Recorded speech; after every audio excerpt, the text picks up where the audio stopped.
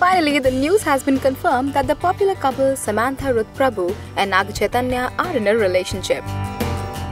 The couple was seen at Nimagada Prasad's daughter's wedding, which actually is a big thing because they have been very discreet about their relationship. We also got to see Nag's brother Akhil greeting Samantha, and their dad Nagarjun was also around.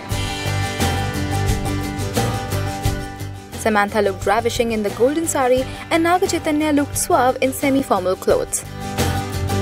Akhil donned a black kurta which made him look all the more handsome.